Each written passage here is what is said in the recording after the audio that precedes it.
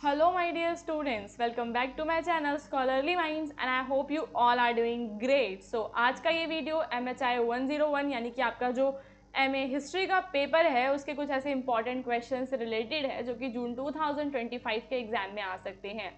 इससे पहले मैं आपको एक चीज़ बता देती हूँ कि आपका ये जो MHI 101 का पेपर है इसके मैं ऑलरेडी 3 वीडियोस बना चुकी हूँ हिंदी एंड इंग्लिश लैंग्वेजेस में, तो आपको उन वीडियोस को भी ज़रूर कवर करना है ताकि एग्ज़ाम की प्रिपरेशन हो सके। आने वाले टाइम में हम लाइव क्लासेस लेकर आएंगे तो आपको हमारे चैनल को ज़रूर सब्सक्राइब करना है।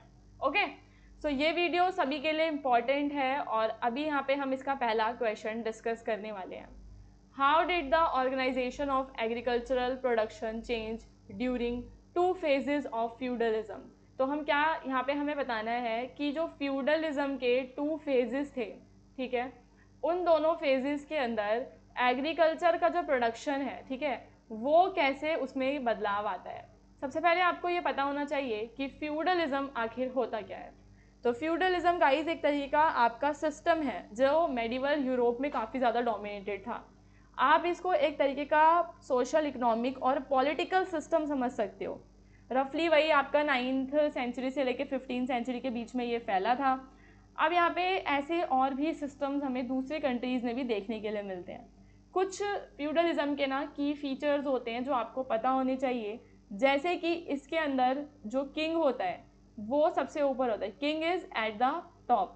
जो किंग होता है उसको ना उसके पास काफ़ी सारी लैंड होती है। नोबल्स होते हैं इसके अंदर। देन इसमें आपके नाइट्स होते हैं। नाइट्स जो होते हैं उनका काम होता है लॉर्ड, जब भी लॉर्ड का कोई बैटल होता है या कहीं पे भी लड़ाई झगड़ा होता है उनका, तो नाइट्स वहाँ पे सर्व करते हैं लॉर्ड को, उसकी टेरिटरी को प्रोटेक्ट करते हैं। इन रिटर्न उन्हें ज़मीन मिलती है रहने के लिए और रूल करने के लिए, शासन के लिए भी उन्हें कुछ ना कुछ मिलता है। तो ओवरऑल आपके ये 2-3 फीचर्स हैं जो कि आपको फ्यूडलिज्म के पता होने चाहिए। उसके बाद अब जो हमारा मेन मुद्दा है क्वेश्चन का, बस वो यही है कि मुझे ये बताना है कि फ्यूडलिज्म के जो 2 फेजेस थे उनके दौरान क्या क्या जो बदलाव हमें देखने के लिए मिलते हैं। The feudal period in medieval Europe is broadly divided into 2 phases। तो यूरोप का जो फ्यूडल पीरियड है उसको हम कितने फेजेस में डिवाइड कर सकते हैं? 2 phases में डिवाइड कर सकते हैं। पहला आपका अर्ली एंड दूसरा आपका लेटर फ्यूडलिज्म है। Agriculture production, the backbone of the feudal economy, witnessed significant structural changes across these 2 phases। तो obviously पुराने टाइम पे जो भी इकॉनमीज होती थी, इकॉनमी मेनली किस पे बेस्ड होती थी? एग्रीकल्चर पे बेस्ड होती थी, है ना। तो ये कह रहा है कि भाई उस टाइम पे क्या हुआ कि जब ये फ्यूडलिज्म के 2 पीरियड आए, जो टाइम पीरियड था, उस टाइम पे हमें एग्रीकल्चर में काफ़ी सारे जो स्ट्रक्चरल चेंजेस होते हैं वो देखने के लिए मिलते हैं। और एग्रीकल्चर को ये यहाँ पे बैकबोन बता रहा है, backbone of the feudal economy. तो ओवरऑल ये हमने इंट्रोडक्शन में बता देना है। देन हम यहाँ पे एक एक करके अर्ली के बारे में बताएंगे, देन हम लेटर वाले के बारे में बताएंगे। अर्ली फ्यूडलिज्म 9 से 11वीं सदी के बीच में क्या हो रहा था? सबसे पहले आप बताओगे मैनोरियल सिस्टम के बारे में। एग्रीकल्चर जो है उसको मैनोरियल स्टेट्स में बांटा गया था, comprising the lord demesne and peasant holding. Manorial state में क्या होता था? जो लॉर्ड है, ठीक है, उसके ऊपर जो लॉर्ड है, लॉर्ड का कब्जा रहता था और पीजेंट्स की होल्डिंग्स होती थी। The manor was the basic unit of production and administration. तो यहाँ पे जैसे मान लो कि हमारा कोई राज्य होता है या हमारा कोई गांव होता है, इस तरीके से आपका क्या था, ये मेनोरियल सिस्टम आपको वहाँ पे देखने के लिए मिलता है। लेबर सर्विसेज वहाँ पे हमें देखने के लिए मिलती है। जो पीजेंट्स होते हैं उन्हें सर्व कहा जाता है and they were bound to the land and rendered labour services on the demesnes. तो वो अपने इसी मेनर वाला जो इलाका होता है यहाँ पे वो अपनी सर्विसेज प्रोवाइड कर रहे होते हैं। उनके कई सारी ऑब्लिगेशंस भी होती हैं, फोर्स लेबर उनको करना पड़ता है। देन हम देखते हैं कि सब्सिस्टेंस ओरिएंटेड प्रोडक्शन है। तो प्रोडक्शन जो है वो लार्जली सब्सिस्टेंस बेस्ड होता है विद मिनिमल सरप्लस। तो जो भी एग्रीकल्चर में प्रोड्यूस किया जा रहा है उसके अंदर हमें ज़्यादा सरप्लस देखने के लिए नहीं मिलता। लोकल जो कंजम्पशन है वो उसे डोमिनेट करता है और कमर्शियल एक्सचेंज हमें लिमिटेड देखने के लिए मिलता है। और टेक्नोलॉजिकल एडवांसमेंट भी हमें उस टाइम पे लो ही देखने के लिए मिलती है।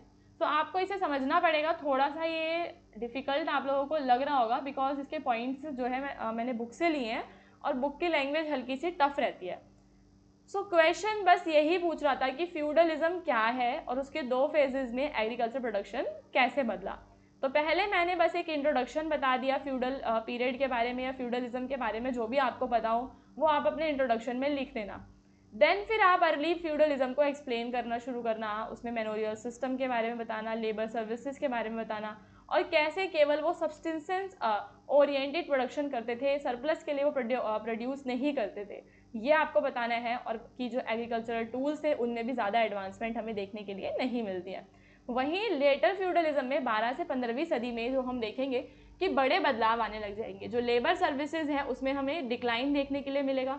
Labour services were increasingly commuted to cash rent, class free tenant farmers emerge enjoying greater autonomy. तो हम क्या देखते हैं कि उस टाइम पे जो टेनेंट फार्मर्स थे, यानी कि वो ज़मीन लेते किराए पे, उनका ज़्यादा वो उभर कर सामने आते हैं और वो उनके पास काफ़ी ज़्यादा क्या होती है, ऑटोनॉमी होती है, यानी कि फ्रीडम होती है। एग्रीकल्चर का कमर्शलाइजेशन हो जाता है। जैसे कि पहले मैंने आपको बताया कि जो एग्रीकल्चर है वो कैसा था, सब्सिस्टेंस ओरिएंटेड था, यानी कि वो बेचने के लिए नहीं उगाते थे, सिर्फ अपने खाने के लिए, अपने जीवन बसर के लिए, अपना गुजारा करने के लिए उगाते थे। लेकिन जब हम लेटर फ्यूडलिज्म की बात करते हैं तो उसके अंदर हम देखते हैं कि जो एग्रीकल्चर है उसे काफ़ी ज़्यादा कमर्शलाइज्ड कर दिया गया था। मार्केट ओरिएंटेड एग्रीकल्चर हमें देखने के लिए मिलता है। जो लॉर्ड्स हैं उन्हें कैश इनकम वो प्रेफर करते थे। अब उन्हें इन काइंड पेमेंट्स नहीं चाहिए होती थी, उन्हें क्या चाहिए होता था, कैश चाहिए होता था। स्पेशलाइजेशन की अगर मैं बात करती हूँ तो स्टेट्स जो हैं उस टाइम पे वो कमर्शियल क्रॉप पे फोकस करने लग गए, लाइफ स्टॉक पे फोकस करने लग गए। वूल हो गया है ना, जैसे शीप को रख लेंगे तो वूल प्रोड्यूस होएगा, तो इस तरह के काम उन्होंने शुरू कर दिए थे। टेक्नोलॉजी में इंप्रूवमेंट हमें देखने के लिए मिलती है। प्लो जो होता है, हैवी व्हील वाला जो प्लो होता है वो आता है। हॉर्स कॉलर, 3 फील्ड सिस्टम ने, इन सब चीज़ों से प्रोडक्टिविटी बढ़ जाती है। सो ये 4 हमने पॉइंट्स अपने लेटर फ्यूडलिज्म के बारे में बता देने हैं, 4 ही हमने अर्ली के बारे में बताने हैं। ठीक है, इसमें थोड़ा सा कम है बट आप और ज़्यादा डिटेलिंग में लिख सकते हो इसको, आंसर को। अगर आपको सारे आंसर्स को इन डिटेल, अगर आप चाहते हैं कि इंपॉर्टेंट क्वेश्चन सारे आपको एक ही जगह पे मिल जाएं, तो आप उसके लिए MHI 101 का जो है गेस्ट पेपर खरीद सकते हो या फिर इसके नोट्स को खरीद सकते हो। डिस्क्रिप्शन पे दिए हुए नंबर पे मैसेज करके आप उसे खरीद सकते हैं। अब यहाँ पे हम इसका कंपैरेटिव ओवरव्यू देखेंगे कि अर्ली फ्यूडलिज्म और लेटर फ्यूडलिज्म में क्या फ़र्क था। अगर हम इस टेबल से समझते हैं तो हमें फाइनल लर्न ये हो जाएगा। लेबर सिस्टम देखने के लिए मिलता है मुझे अर्ली फ्यूडलिज्म में। ठीक है, लेबर ऑब्लाइज्ड होते थे, उन्हें फ्री सर्विसेज देनी पड़ती थी। वहीं लेटर वाले में ऐसा नहीं है। प्रोडक्शन जो है, प्रोडक्शन का फोकस सब्सिस्टेंस बेस्ड था, यानी कि पहले अपने जीवन यापन के लिए उगाते थे और अब जो है उनका क्या हो गया, ये मार्केट ओरिएंटेड हो गया। बेसिक जो टूल्स हैं उनका यूज़ करते थे, लेकिन बाद में क्या हुआ कि जो लेटर फ्यूडलिज्म है उसमें टूल्स एंड टेक्निक इम्प्रूव हो जाती हैं। मार्केट का रोल बहुत कम है, बट लेटर वाले में मार्केट का रोल ज़्यादा है, बिकॉज वो बेचने के लिए उगा रहे हैं तो मार्केट का रोल तो बढ़ेगा ही, है ना। फिर उसके अलावा जो है एक क्या दे रखा है आपको, tied to land, limited mobility, greater freedom and bargaining. तो पीजेंट्स का जो स्टेटस है, पीजेंट्स के पास पहले वो बंधे रहते थे, बंधुआ मजदूरों की तरह काम करते थे, but now they have more freedom. अभी चलते हैं क्वेश्चन नंबर 2 पे, जिसमें आपको बताना है कि जो ब्रॉन्ज एज है, ब्रॉन्ज एज के टाइम पे टेक्नोलॉजी के अंदर एक पूरा ट्रू लीप आया था as far as the use of bronze and copper are concern. ठीक है, तो क्या ब्रॉन्ज एज के अंदर जो ब्रॉन्ज और कॉपर का यूज होने लगा था उसने टेक्नोलॉजी के अंदर क्या ऐसा बड़ा बदलाव लेकर आया, उसके बारे में हम बात करेंगे। तो जो ब्रॉन्ज एज होती है वो आपका उस टाइम पे हम देखते हैं कि वो ह्यूमन हिस्ट्री का एक काफ़ी ज़्यादा ना इम्पॉर्टेंट पीरियड है, बिकॉज उस टाइम पे मेटल्स का यूज़ होना शुरू हो गया था। ब्रॉन्ज का, पर्टिकुलरली ब्रॉन्ज जो है वो एलॉय होता है कॉपर और टिन का। This era brought about technological revolution. तो क्योंकि ब्रॉन्ज यूज़ हो रहा है तो टेक्नोलॉजिकल इनोवेशंस भी आने वहाँ पे शुरू हो गए थे, नई नई चीज़ें बनने लगी थी। जैसे कि पहला जो मेटल टूल्स हैं उनको इंट्रोड्यूस किया गया था। So the discovery and use of copper and later bronze allowed human to make stronger and more durable tool। तो हम क्या देखते हैं कि जब ये कॉपर और ब्रॉन्ज आता है तो वहाँ से जो नए टूल्स बनेंगे, ऑब्वियसली अगर उनके पुराने टूल्स लकड़ी के होते थे और अब वो यहाँ पे अपने ब्रॉन्ज के टूल्स को बनाएंगे, तो उससे एक बहुत बड़ा फ़ायदा यही होगा कि उनके टूल्स गाइज देखो स्ट्रॉन्ग होंगे, ड्यूरेबल भी होंगे, लंबे समय तक चलेंगे। ब्रॉन्ज जो है वो हार्डर होता है देन प्योर कॉपर और stone, making it ideal for tools. तो ये क्या रहता है, टूल्स के लिए काफ़ी ज़्यादा आइडियल एक मेटल हम इसको समझ सकते हैं। एलॉइंग टेक्नोलॉजी आप देख सकते हो कि उस टाइम पे डेवलप हो गई थी कि लोगों को समझ में आ गया था कॉम्बिनेशन ऑफ टू मेटल्स को करना। तो ये एक तरीके का बहुत ही अच्छा डेवलपमेंट हम कह सकते हैं, मेटलर्जी के अंदर एक बहुत अच्छा डेवलपमेंट हम इसे मानेंगे। और इसके अंदर जो नॉलेज है मेटल सोर्सेज की रिक्वायर्ड रहती है, क्योंकि उसको बनाने के लिए स्मेल्टिंग करना पड़ता है, हीटिंग में कितना कंट्रोल्ड हीटिंग होगी, तो बहुत सारी नॉलेज भी उन लोगों के पास थी।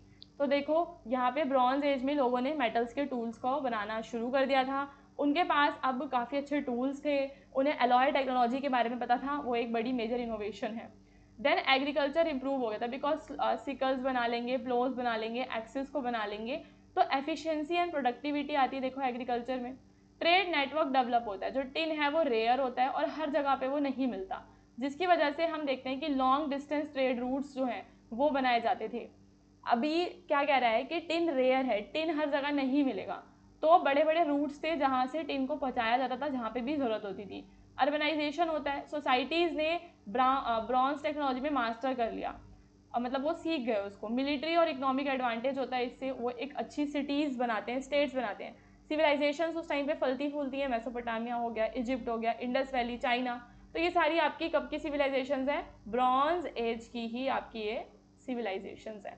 वेपनरी में यानी कि ब्रॉन्ज के जो वेपन होते थे वो भी काफ़ी अच्छा परफॉर्म करते थे, और आर्मी के लिए काफ़ी अच्छा ऑर्गेनाइज सिस्टम बन गया था। ये जो टेक्नोलॉजी है इसने बड़े बड़े किंगडम्स को हेल्प किया। ब्रॉन्ज जो है उसकी वजह से स्टैचू, ज्वेलरी, रिलीजियस आर्टिफैक्ट वगैरह, हाई लेवल आर्टिस्टिक स्किल्स भी जो हैं वहाँ पे लोगों में डेवलप होती हैं।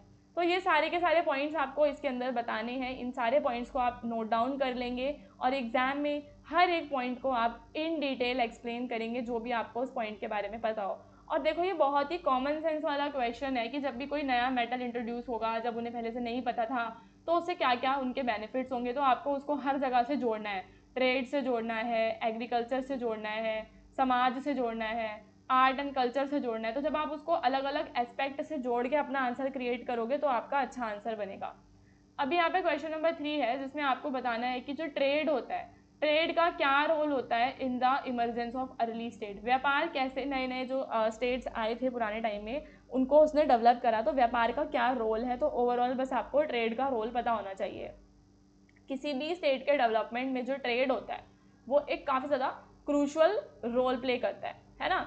As communities exchange goods, ideas and technologies, trade became a major driving force behind the rise of state level societies. तो जो हमारी बड़ी बड़ी सोसाइटीज़ बनती हैं, तो ट्रेड जो है उसके पीछे एक बहुत ही बड़ा सोर्स आप उसको मान सकते हो। ट्रेड से क्या होता है, देखो सरप्लस आता है। ट्रेड जो है, कम्युनिटीज़ जो है उनके पास जो भी सरप्लस गुड्स होते थे उन्हें एक्सचेंज कर पाती थी, एग्रीकल्चर प्रोडक्ट्स को क्राफ्ट से एक्सचेंज कर पाती थी।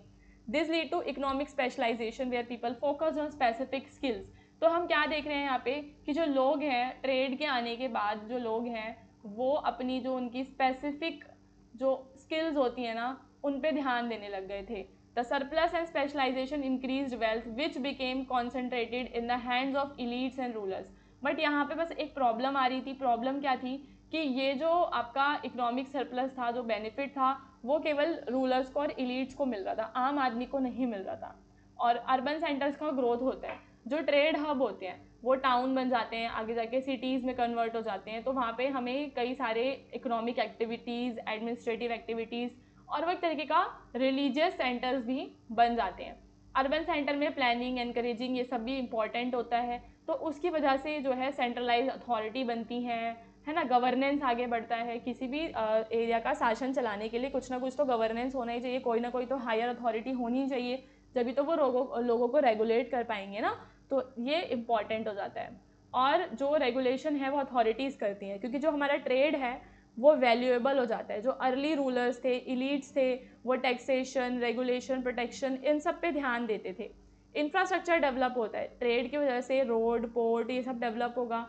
देन आपका जो कल्चरल एक्सचेंज है वो बढ़ता है, जैसे कि जो दूर दूर के कल्चर्स होते हैं ना उनमें आइडियाज़ वगैरह एक्सचेंज होते हैं। ट्रेड से मिलिट्री भी एक्सपेंड होती है। अब व्यापार हो रहा है तो अलग अलग नेबरिंग रीजन्स में लोगों को जाना पड़ रहा है, जंगलों में से होकर, कहीं से होके, तो मिलिट्री एक्सपेंड करेगी ताकि वो लोगों को प्रोटेक्ट कर सके। मॉनेटरी सिस्टम की शुरुआत होती है, रिकॉर्ड कीपिंग की शुरुआत भी व्यापार की वजह से ही होती है कि किसको कितना दिया है, कितना उससे लिया है, इस सब का लेखा जोखा रखना पड़ता है ना। तो मॉनेटरी सिस्टम आपका बढ़ता है व्यापार से। तो ओवरऑल आपके एग्जाम्पल्स है जिसमें आप मेसोपोटामिया का एग्जाम्पल दे सकते हो, इजिप्ट का दे सकते हो, इंडस वैली का भी आप इसमें एग्जाम्पल दे सकते हो कि मेसोपोटामिया में जो है ऑर्गेनाइज स्टेट्स उभर कर आए थे।